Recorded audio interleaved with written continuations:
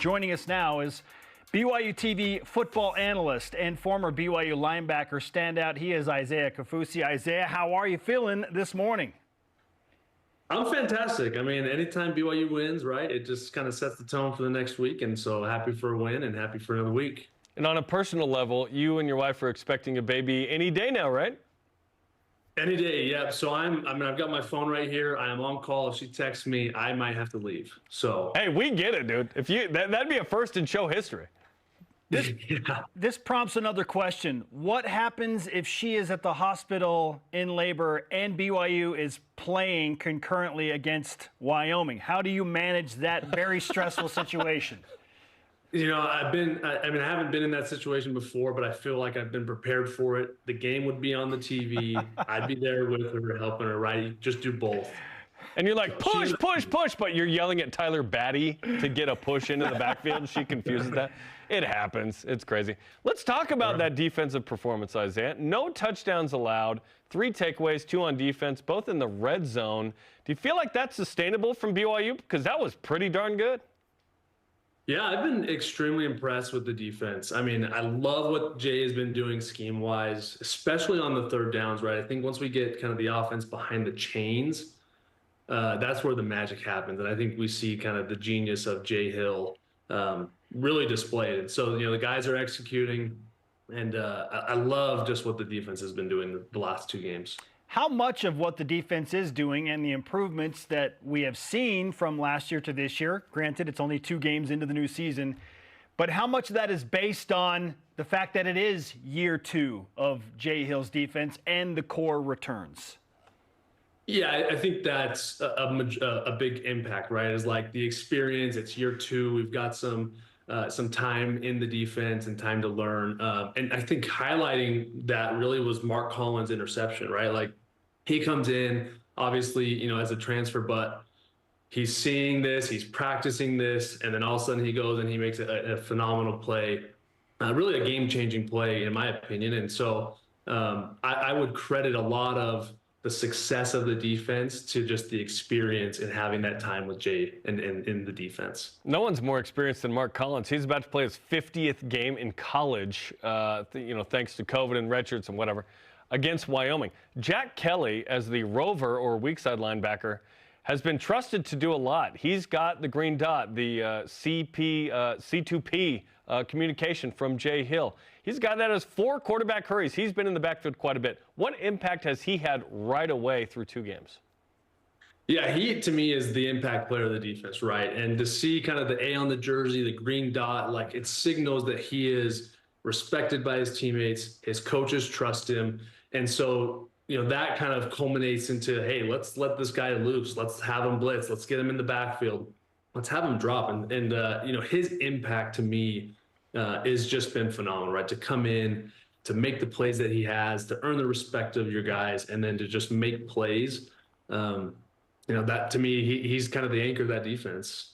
Isaiah Kaufusi is with us on BYU Sports Nation, former BYU linebacker. As you look at Wyoming, and if you look and spend even 5 minutes looking at their team statistics through their 2 games, not hard to see that they're not good across the board.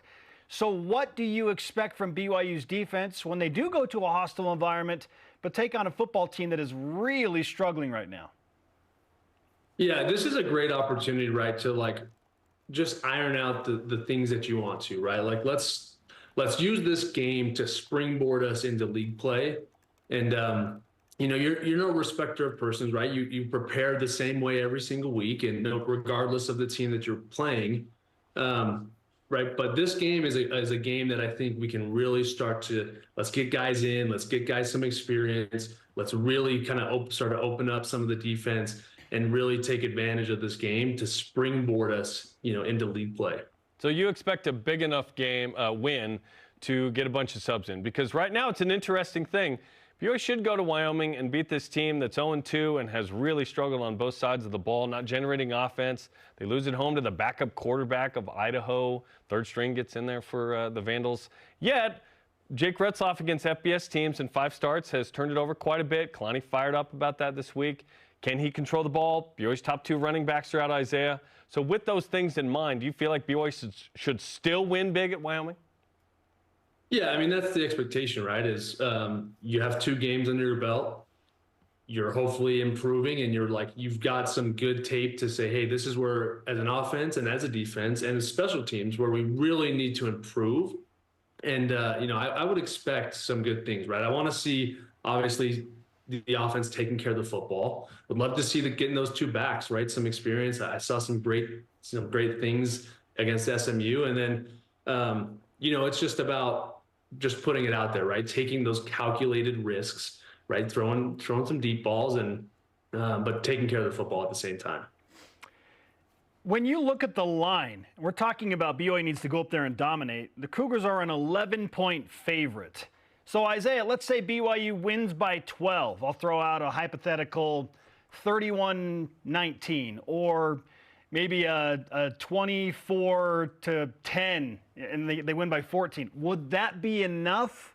Or where are your expectations for what type of score BYU fans should expect? Yeah, I mean, that's valid, right? That's fair. You obviously want to see big plays, right? And big plays lead to high scores. And so, anytime you can get 2-3 scores up on a team, right? And to me, that's exactly where I think we should be. So, putting a number on it, I don't know that I could. But anytime you start to really dominate the time of possession, really drive down the field, right? Execute the plays. I want to see some big plays, right? Like, I'd love to see Chase Roberts downfield, on some deep passes, and those calculated risks from the quarterback.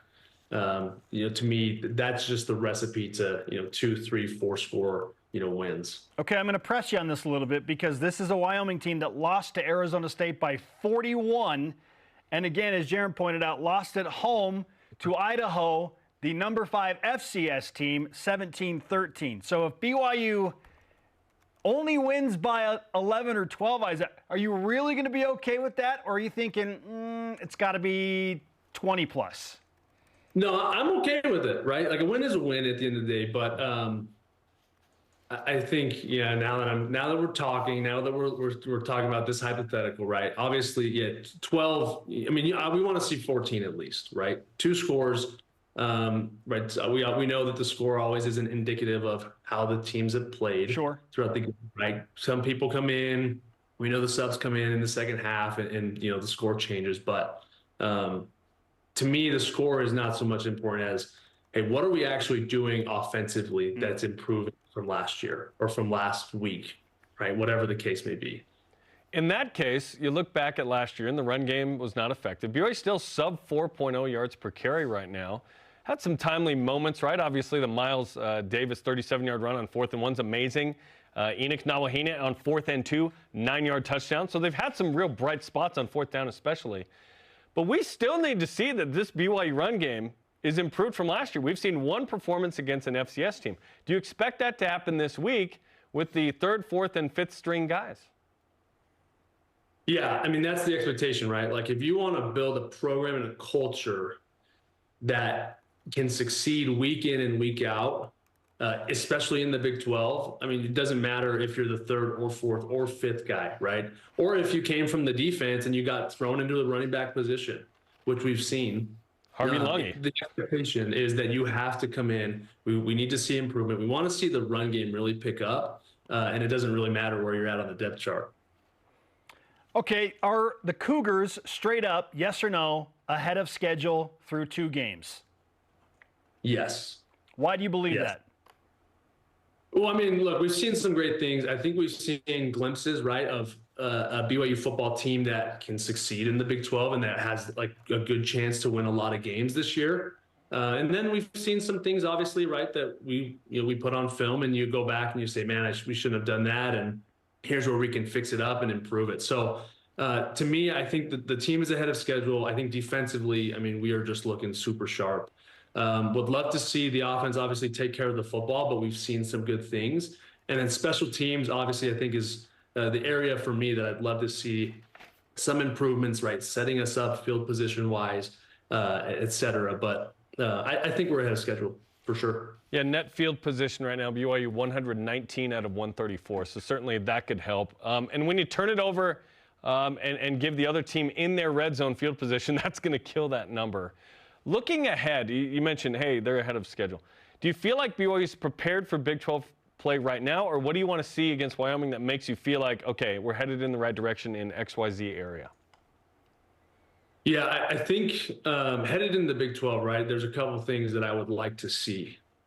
Obviously, we've just hit on it, the run game, right? Like, you've got to be able to run the football successfully to have a shot at winning games. And then the turnover margin, right? You cannot turn the ball over in these big time games and expect to win. And then to me, right, I think the defense is definitely there. We've got some great guys. I love the back end, right? It's kind of some of the calls in the scheme that Jay has called and kind of implemented, to me, shows trust in the back end, in the linebackers, and the defensive line. So to me, right, I think we're close. This game, obviously, another opportunity to just get even closer to being league ready. And I'm really excited about this game. Really excited to see kind of how we respond and how the guys are going to come out right against this Wyoming team. Okay, we'll finish with this. Through 2 games, who has been the most valuable player for BYU football?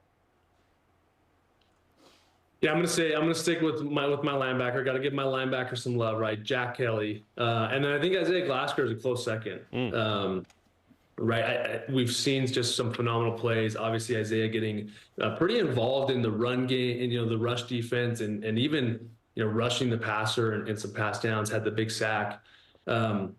But Jack Kelly, I think, to me, most valuable player. He just seems super comfortable in the defense. He's extremely smart. He knows the defense in and out. You can just see him, like, he knows when to make plays, when the opportunities present itself to make plays, and he just does his job. Of course, an Isaiah would pick another Isaiah, too. Yeah. Sack Kelly is a fun nickname as well for Jack. He's in the background, man. That's awesome. Isaiah, great to talk to you, man. We appreciate the time. We wish you the best of luck as you await the birth of your next child. Yeah. Keep us updated. Yeah, we want to be the 11th to know, okay? Yeah, I'll keep you guys on speed dial. keep us in the top 11. We shouldn't be top 10, let's be honest. Oh, goodness. Isaiah, we appreciate the time. Thanks, man. Thank you.